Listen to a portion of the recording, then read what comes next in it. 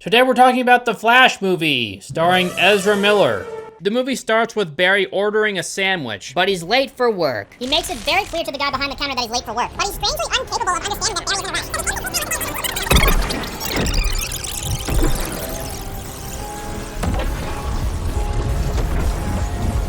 I want to talk to you guys real quick about somebody.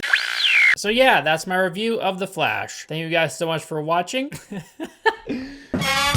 If you want to watch the video for real, you have to go back through and slow it down. Isn't my review super clever? It's super fast, like The Flash, dude. I successfully made a Flash review only for The Flash to view. Okay, let's do this for real. Great news, everybody. This is the first movie to debut on the NFT blockchain. Yeah! Woo! Isn't that so funny? Like, why would you do that? This movie cost a lot of money to make. They put a shit ton into marketing, and they lost pretty much all of it. So in order to make back some crumbs, they've resorted to begging the NFT community. It's so absurd to me. Movies and NFTs don't make sense together at all. Okay, let's move on. I'm not a huge fan of The Flash. He's one of those superheroes that everybody knows about, but he's kind of like a secondary hero. Most people that don't read comics just know of the Flash as the guy in red that can run fast. Sure, the Flash has his own TV show, and he makes an appearance in the Justice League movies, but this is the first time that the Flash is in his own big blockbuster. Finally, we get a movie dedicated to the Flash, and it's starring Ezra Miller. Oh shit, we have to talk about Ezra Miller now, don't we? Talk about taking the wind out of this movie's potential. Holy shit. Ezra Miller's declining reputation was like taking a torch to the sails of this ship and sailing it straight towards an iceberg. It's not about money, it's about sending a message. Because in 2022, Ezra Miller went crazy. I'm sure a lot of you already have heard about some of these, but I'm going to quickly break them down anyway. Not in great detail, obviously. I don't want this review to be 10 hours long. In 2011, he had a disorderly conduct case, and then he was a good boy for quite a while. At least the law didn't catch him doing anything weird. That was until 2020, when he had a strangling incident. And then 1 year before the movie was set to release, Ezra Miller took his tomfoolery up a notch. He put his mischievous goggles on and went to town. There's the Hawaii incidents, the Dakota Iron Eyes scandals, harassment allegations, the Vermont farm incidents, a burglary charge, all in the same year. Can you imagine being Ezra Miller's agent and getting a call every other day from Warner Bros? Oh no. Ezra, no.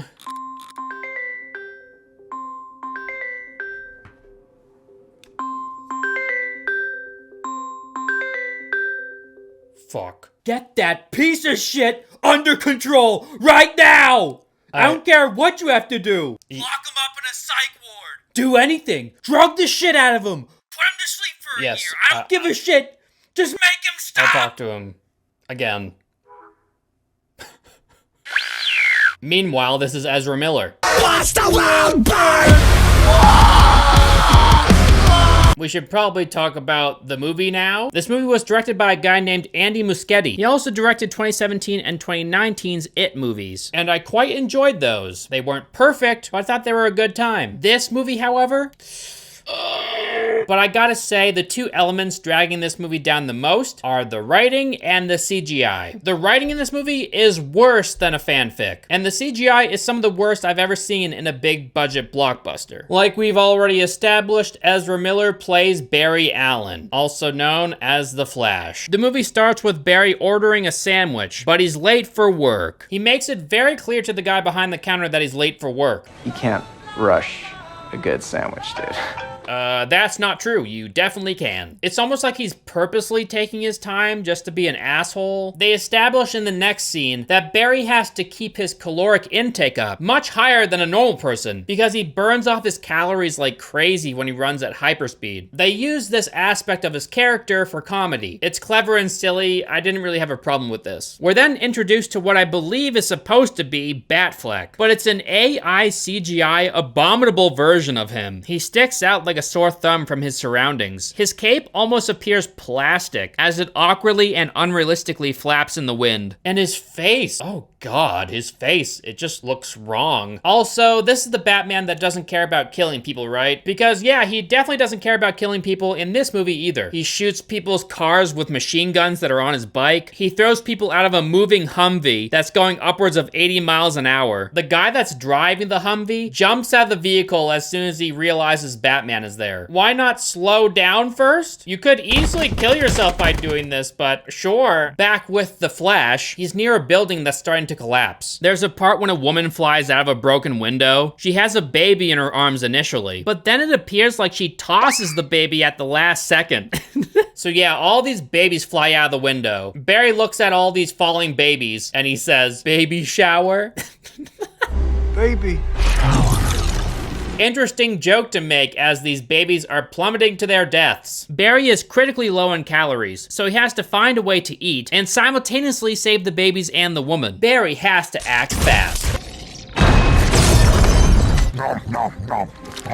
He puts a baby in a microwave to save it from fire. At the end of the scene, he saves all the babies and the woman. Overall, it's a pretty silly scene, and there's some very jank CGI in this scene, but overall, I didn't have too much of a problem with it. We then get a scene of Batman trying his best, or worst, to stop some thugs from getting away with some explosives, which basically results in injury or death for every guy in the Humvee, aside from one, who almost falls to his death, if it weren't for, surprise, random Wonder Woman. Gal Gadot could not sound less thrilled to be in this scene. Sorry I'm late.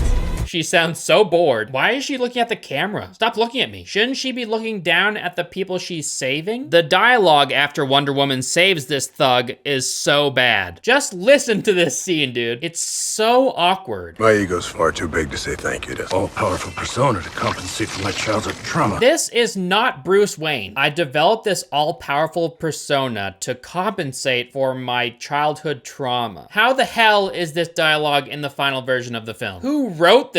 A teenager from Wattpad? Or even worse? And why does Batman's brow and nose look so weird in this scene? And why does he turn like old school Batman with his entire upper body? You know, he has to turn like this to face people because he can't turn his neck because of the suit. I thought this is something we solved already. This was a problem decades ago. Why does Batman still have this issue? And then the Flash says this. I know sex exists, I've just never experienced it.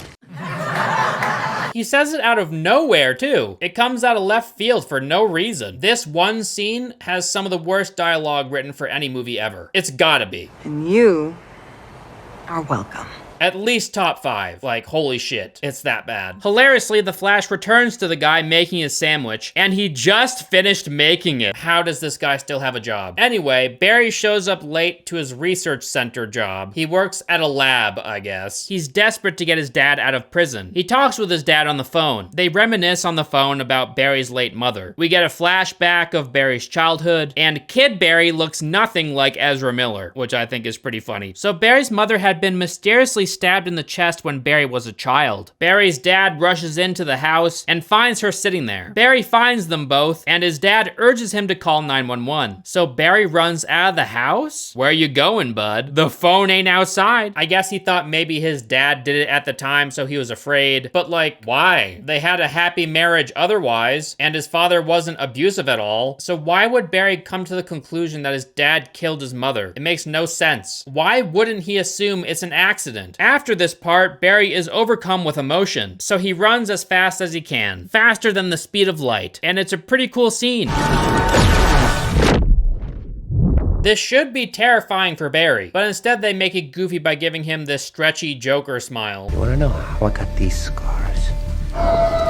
He then opens a time rift, and it's a pretty fun scene until his goofy, terrible looking CGI head pops out into the past. If this happened, then shouldn't he have seen his own head pop out of nowhere during the baby saving scene? Or maybe it just happened so fast the Flash didn't see it? Barry confides in Bruce Wayne. He tells him that he's thinking about saving his parents with this newfound ability. But wait, didn't he use it in the Justice League movie? I thought he used it to, like, turn back time or something? Or was that just in the Zack Snyder version, so it's not canon? Like brunch. Like, what is brunch? Anyway, Batman kinda warns him against doing this. Barry, who is clearly going through an internal conflict, asks Bruce if he wants to get a bite to eat. He wants to hang out with Batman, you know, have some quality time. Bruce refuses. Wow, cool, Bruce. You just learned that Barry is contemplating going back in time to save his parents. This should scare the shit out of Bruce, right? Knowing that this could destroy everything. You want him to mull this over by himself? Maybe getting a bite with Barry right now would be a good idea. Make damn sure that he doesn't do anything stupid. But no, Batman finds Barry too cringe. He doesn't want to hang out with someone with that level of cringe. When he said this to Wonder Woman earlier. Well, better just give you all that money, man. Like, they could laugh about that dumb scenario. Whatever. Later, this news reporter named Iris stops by Barry's house to talk to him, but not as a news reporter. I guess she wants the scoop on Barry's father or something. Barry likes this girl, so he zooms around and tidies up his place in a millisecond just before letting her in. But I guess he just shoved all of his shit in his closets because that's a gag, like all of his stuff comes piling out. He asks her if she wants a beer. She says yes. He opens his fridge to find that he doesn't have any. So he vibrates through the wall to run to the nearest bar so he can buy two and run back. He does this instead of just saying, I don't have any beer. Like, what? He's a bit of a weirdo. Like, come on, that whole vibrating through the wall thing is dumb as hell. If this actually worked, wouldn't he fall through the floor too? Anyway, and how would these bottles survive being vibrated through the wall? Not to mention his clothing. Okay, superhero logic. So he gives Iris one of these beers. He opens his and it blows up like, haha, funny, you know, because he was vibrating really fast. He starts mostly talking to himself with this random girl still in his apartment. He starts talking in depth about his mother's death. He even pulls up security footage that he wants to use to prove that his father is innocent. This dude has zero riz. Absolutely negative game. Everything this guy has done so far has been kind of a massive red flag for any woman out there. What Barry does afterwards is far from normal as well. He's basically talking to himself still. He mentions how if his mother had never needed tomatoes in the first place, she would have never asked his father to get some, which would ultimately save her life. So all he needs to do is make sure that his mother gets tomatoes when she goes shopping, and everything will be fine. He says this all in front of this random girl, by the way, who he knows is a reporter and will probably remember this stuff. That in itself is already pretty weird, right? What's even weirder is that she's still head over heels for him. She likes him a lot. He's vomiting all this stuff out in front of the reporter. She could report that Barry is an unstable, mentally ill person, and so his research at the lab is useless. Somehow, Iris isn't creeped out by this guy at all. After all this crazy shit, he just leaves her there, standing in his apartment, alone. He's like, all right, see ya. I guess let yourself out or something. Let's talk about this potential mother-saving scenario. Apparently, someone had broken in and stabbed his mother. His father wasn't home, so he couldn't stop it. When his father arrives home, he finds his wife sitting there stabbed. But his father only left because he had to get tomatoes. So apparently, Barry's father being there would prevent his mother's death. So I guess this mysterious person that came in and stabbed his mother was thwarted by his father? Because they never tell us. Did this person never enter their house to begin with? Because he saw two people there? Was it an accident? Did she accidentally fatally stab herself with her kitchen knife? How the hell does that happen? Oh my god. They don't really explain any of this. Barry is an impulsive moron in this movie, and it's infuriating. He's so desperate to get his mother back that he throws all logic out the window to do so. He wants to completely rewrite history. Changing this one small thing will have a drastic impact on their timeline. Barry even says this to Batman. He's like, oh, the butterfly effect. The butterfly effect, right? But he goes through with this dumb plan anyway. Why? Barry doesn't stop to think once that maybe altering their timeline like this might be a bad idea. Instead, he instantly travels back in time to get that can of tomatoes. He places it in his mother's shopping carriage, and he runs back through time watching this new timeline unfold. As he does this, he's attacked by some random purple guy and forced out of his time portal. Was that the bite of it? He runs home and finds his mother alive, and his father is home as well. He finds this universe's Barry outside, and he jumps him? Barry attempts to question this second Barry. He conceals his identity with underwear on his face? How stupid is Barry? How is it possible to be this dumb? This guy works at a science lab, and he makes the worst decisions imaginable? How? Upon seeing yourself in this timeline, why the hell would you jump him? If original Barry just left the house, at worst, Barry's parents would just be kind of confused for a couple days, and then they would move on with their life. But then again, Barry had already messed up the timeline, so, you know, might as well keep going. What is that phrase? If you're going through hell, keep going? Well, that's exactly what Barry does. Second, Barry takes the underwear off of original Barry, and he's like, oh my god, it's me, and he faints, which is another opportunity for original Barry to peace out. He could try to use his super speed to go back to the time when he had that date with the girl, but instead he decides to somehow carry second Barry to his bedroom. Like, they just pop up there together. No idea how they made it past his parents, but who cares about that? I guess he used super speed to zoom up there. Okay, fine. What did you do? I had to move you, but I just did it a little. Second Barry comes to accept this batshit reality way too fast. Now, I know they live in the DC universe, but later they establish in this timeline, there's practically no superheroes aside from Batman and Supergirl, but nobody knows about her. So superheroes aren't like an everyday thing in this timeline. So a random superhero showing up with your face, telling you that they are you from the future with a superpower, I think anybody would think they're going insane, right? Like, that's just crazy. Although they do make this second Barry this odd stoner type of character. Did you know that in terms of male human and female Pokemon breeding, Vaporeon is the most compatible Pokemon for humans?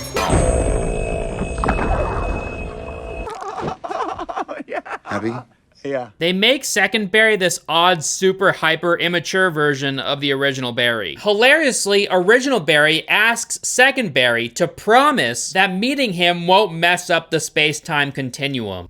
Broski, I got you. Why would you... Original Barry remembers that today, however many years ago, was the same day he got his powers in his timeline. He knows this because of a thunderstorm that comes out of nowhere. Okay, that's dumb as hell, but sure. I know this is a very important day for him, you know? So maybe he would remember the day, you know? But the exact time it happened? I don't think he would remember that. But does he? Of course he does. His plan is to give second Barry his powers so everything works out normally. So he brings second Barry to the lab where this is supposed to happen, to the same exact spot where it did happen. And I guess in this timeline, all the chemicals that are needed to make this happen are still there somehow, even though Barry is not working in this lab. So, convenient. So yeah, whatever. Barry brings second Barry to this spot because he doesn't want to create a space-time paradox, you know? The butterfly effect, right? If he never gets his powers, then he can never go back in time. So he has to get his powers, right? It's so funny how the problems in this movie compound upon themselves. All of this because Barry makes the most brain-dead choices imaginable. But he does remember the exact time when he got his powers, on this day. In order to get to this spot, original Barry has to carry second Barry and phase them both through a door and some glass. This phasing through objects is pretty stupid, right? But for original Barry, whatever. He has the superpowers, so he can do it. But carrying someone else and doing it to them as well? It's friction. It's the same reason why you can't move people very far at hyperspeed. But I just did it a little. Shouldn't that kill them? You're shaking up their bodies so fast that they can phase through matter. And that doesn't kill someone? How? So yeah, second Barry should be dead. He survives somehow. Like, he should have scrambled egg brain. His blood should be boiling. His skin should be melted off. Like, come on, dude. He would be like a soup human after doing this, you know? In an attempt to set up everything, things kind of go awry, and both Barrys get struck by lightning in this scene. Second Barry gets his powers, and the original Barry loses his powers.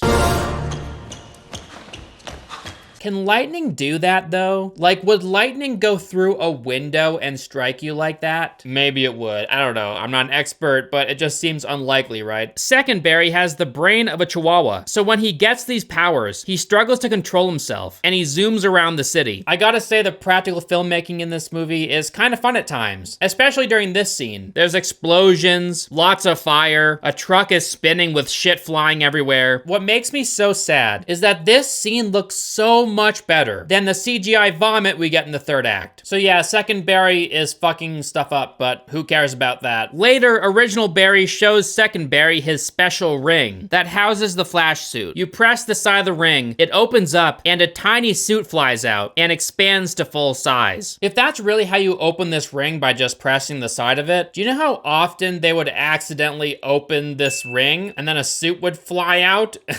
Although this is the Flash, so he could easily just put it back into the ring without anybody noticing. But I think opening the ring should require more than just a press to the side of it. And then, out of nowhere, General Zod makes an appearance. What's happening? Later, Barry visits second Barry's weirdo friends, and yet again, he realizes that he completely messed up his timeline. He finds out that Aquaman was never born. He learns that Wonder Woman isn't there. How many times does Barry have to learn the same lesson over and over? He does learn that Batman exists in this timeline. There's no Batman. I'm Batman. So they go to his mansion to find him. Fortunately for Barry, he happens to live in the same place, so that's cool. Hey, I didn't know you painted. They find homeless-looking Michael Keaton. He's this timeline's Bruce Wayne. I have to admit, seeing Michael Keaton as Batman again was pretty cool for me because I grew up with those movies, and it's like, oh my god, Michael Keaton is Batman again. Let's go, woohoo! I really hate that this stuff works on me because in the back of my mind, I know it's a cheap attempt to lure people in with nostalgia, and I know that's basically all Hollywood does nowadays. So I guess it's important to be mindful of that, but I also think it's fine to enjoy things. I don't know. Bruce makes a space-time continuum metaphor with spaghetti because Barry is so dumb in this movie that he needs someone to explain this to him like he's an infant. Bruce refuses to help them, so Barry, being a genius, decides that they'll just steal his bat gadgets instead. So they infiltrate his bat cave, like what the hell's happening? But Barry is smart enough to know how to use this timeline's bat computer immediately. Like he just finds the bat computer, sits down at it, and starts using it without a problem. There's no password to get into it, I guess. He just starts using it, like you do. There's a part when the Barrys are arguing, and there's a part when second Barry's mouth is barely moving with his dialogue. You won't even tell me why you're here. It's amazing. Barry then says that he read all about temporal paradoxes and causal loops. Oh, he did he? Could have fooled me, because this is the same guy that purposely went back in time to mess everything up, knowing that it would mess everything up, but he did it anyway. Bruce decides to help this kid find Superman because he can relate to Barry's grief over his dead parents. But it doesn't happen naturally at all. He overhears Barry talking, basically to himself, and then randomly he's like, all right, you convinced me. Now it's time to don the suit again, after however many years of not using it. It took random twins from a different timeline to convince me that the world needs Batman again. And then second Barry faints at the Batman reveal. Like he didn't know Bruce Wayne was Batman. When he was literally sleeping in the Batmobile earlier, he even comments about how he saw this car on the news a bunch when he was a kid or something. I used to see this thing on the news when I was a kid. I think it's pretty obvious that Bruce Wayne is Batman. You're in the Batcave after all. Who the hell else did you think this guy was? What did you think we were doing here? I thought this was the cousins' dinner. So the two Barrys join Batman in his Batjet, and they fly away, seemingly without discussing a destination or any real plan. Batman brings them to the Arctic, where the Barrys encounter Russian scientists and soldiers. Why did Batman bring them here? He knows that they're looking for Superman, but this timeline's Batman doesn't know who Superman is, because Superman isn't a thing in this timeline. I guess he just knew that the Russians had a very powerful asset in their possession, locked away in this little cylinder cell somewhere, and Batman Batman knew exactly where that was. That's convenient, I guess? A 71-year-old Batman then proceeds to kick the shit out of all of these guys when he hasn't been training or doing the Batman thing for however long. I mean, he looked like this when they found him. In the next room, they find a giant locked steel cylinder. Batman fails over and over to hack into it, so Second Barry uses hyperspeed to figure out the combination to the cell, because he tried all the combinations. I tried all the combinations. Which is clever unless you think about it for 2 seconds. Do you know how long that would take? I know Second Barry had a box of Twinkies earlier, but he would need a lot of Twinkies to try every single combination, and the computer is in Russian. Second Barry doesn't know Russian, so he would just be pressing random buttons and hoping for the best. So unless he slowed down time and was trying this for like 5 years, it doesn't make much sense. Anyway, moving on. So this giant cylindrical cell opens, and Second Barry keeps commenting about how it looks like a testicle. It's very funny because it's round. Like a big scrotum. Security cyber scrotum with a flip phone? They find a random woman in this cell and decide to bring her with them. She's in this cell with a red and blue suit that's very similar to Superman's suit. Why would the Russians keep her in this cell with her super suit? You would think they would put that somewhere else. So they get cornered by the Russian soldiers. Second Barry is shot in the process. They dive down below the ball to find a different way out. So this septuagenarian in a bat suit is forced to assist Second Barry. How has this old man's back not given out yet, dude? Batman uses an explosive charge to blast an elevator like a rocket ship upwards. How much do you weigh? 180 each plus her 440. How much do you weigh? They shoot up what looks to be several hundred meters. Watch how they blast out of this shaft. But they're all fine though. The Russians show up immediately afterwards. The woman they saved is revealed to be Supergirl, and she saves the day. They escape and return home to Batman's mansion. This woman is also known as Kara Zor-El. She's a Kryptonian like Superman. She informs the Barrys that she was sent to Earth to protect Superman, but I guess he never made it to Earth. She has an epic line. "I'm not a human, I'm Kryptonian. Say it like it is, girl. Hell yeah. Boss bitch moment." And then she flies away. Because she doesn't want to help them. They're below her. Screw them. Bruce offers to help Original Barry electrocute himself so he can get his powers back.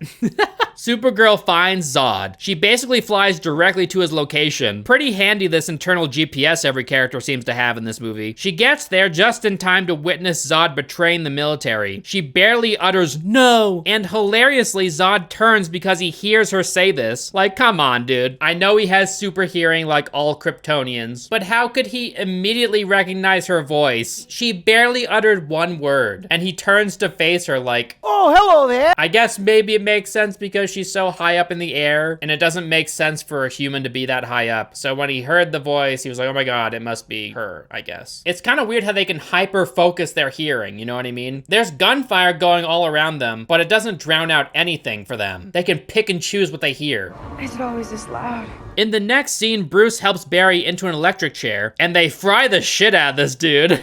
And it doesn't work. Like, he's practically dead already. Supergirl arrives, she picks him up and flies him into the sky because she knows what they are trying to do somehow. When did she learn that Barry's trying to get his powers back by electrocution? Anyway, she flies him all the way up into the clouds so he can get up close and personal with the lightning. He gets his ass zapped again, and she flies him back down. Obviously, he gets his powers, but it would be so funny if he just died.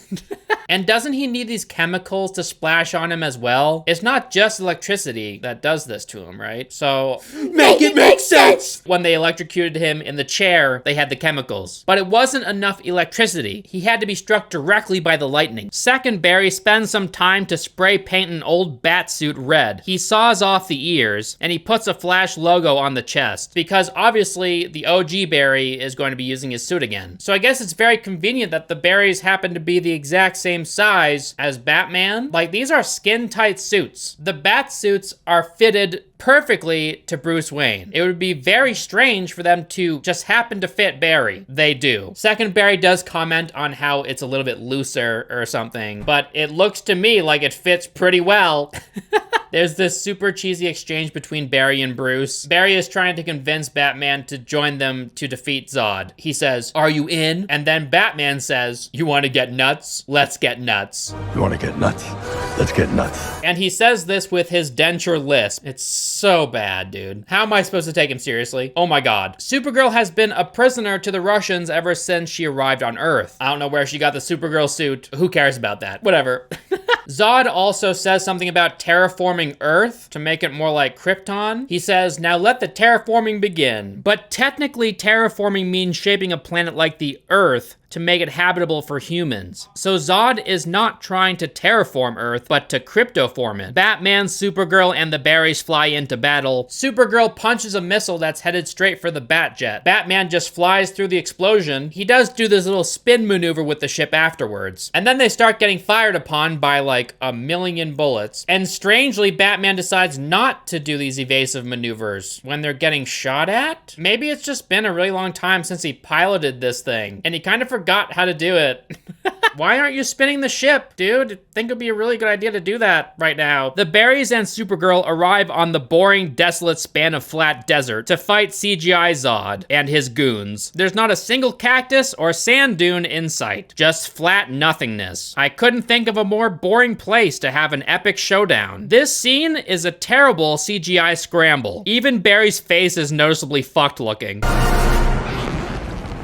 Dumbass second Barry gets cut while they're running by a random goon. It's almost like he ran into the sword on purpose or something. OG Barry runs back to save him by vibrating his arm into this guy. It looks so weird. If you can do this whole vibrating thing, then why don't they do it to Zod? It seems like that'd be a really good idea. Eat like 100 Nutter Butters, run up to Zod, and vibrate both hands into this guy's head. I don't think he would survive with 2 hands in his head, and you can't tell me that he moves just as fast as the Flash. Because later in the movie, second Barry is running around him, and he's like, "Oh my god, I can't see shit." So why didn't the Barrys try and kill Zod? Very peculiar. Apparently, it's called phasing, when he can go through objects or use his limbs to kill people by phasing his limbs into things. Man, if only Red Rush from Invincible had this power, because then the entire show basically wouldn't happen. Back to what I was saying before. Zod tells Supergirl that they need her blood to remake Krypton. He also tells her that Superman died as an infant. This puts her into a rage, and they fight. Barry is trying to teach second Barry how not to be more of a dumbass than he is. This scene tries to convince me that it's good because they play a Jack White song in the background. And I like Jack White's music. I don't know if it's actually Jack White, but it sounds like him. But I'm not fooled, okay? Nice tactic, but it won't work. Unsurprisingly, Batman's jet gets hit. I mean, he clearly doesn't remember how to fly the thing. And the ejection hatch malfunctions. So Batman flies his ship, kamikaze style, into Zod's ship. So yeah, he's dead. Supergirl manages to punch Zod into like this steel thing. He gets squished into it. Like an idiot, she thinks that she just defeated him. So Supergirl tries to use his wrist device, and while she's preoccupied, he just stabs her. Must have been a pretty crazy stab wound because Supergirl just kind of lays there and lets them get the KO on her. So that was easy. Supergirl's dead. Second Barry is like, "They don't have to be dead, right?" So they both run faster than the speed of light to go back in time. Second Barry shouldn't know how to do this, right? When original Barry was explaining everything to second Barry in his bedroom earlier in the movie, literally nothing was getting through to him. Like, second Barry's brain is a brick. So that makes this part rather stupid. He shouldn't know how to go back in time. And not only that, this is second Barry's first time ever going back in time, but he immediately knows how to go back a specific amount of time. He doesn't accidentally run back to like the Stone Age. He just knows how to do it all of a sudden. Cool. To be fair, original Barry didn't really know what he was doing either, but they solved that issue because random purple guy punched him out of the little portal thing before he could do anything. So the Barrys go back in time just before Batman fires on Zod's ship because they want to save Batman and Supergirl. Of course, Supergirl and Batman die again despite their efforts. Second Barry is desperate to change things, so he goes back again and again but fails every time. Original Barry tries to convince second Barry that this is an inevitable outcome. He refuses to believe it, and then the purple guy from earlier shows up. He breaks into Barry's time bubble. It turns out this purple guy is another version of Second Barry. This version of him has been trying and failing over and over and over and over and over. And now he looks like this. We then get to see a bunch of different timelines float through space-time, and we get a glimpse into each one. This is when the movie decides to resurrect actors to give them a new horrific CGI or AI appearance. And then wait, oh my god, is that who I think it is? It is! It's our boy, Nicolas Cage, as Superman. What are you doing in this movie? You guys have seen those pictures, right? When Nicolas Cage was going to play Superman but never did?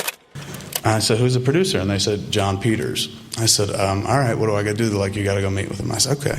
He's like, I got some directives for you if you're going to move forward on the process. He's going, 3 things. Okay. I said, all right. He's going, 1, I don't want to see him in that suit. 2, I don't want to see him fly. And 3, he's got to fight a giant spider in the 3rd act.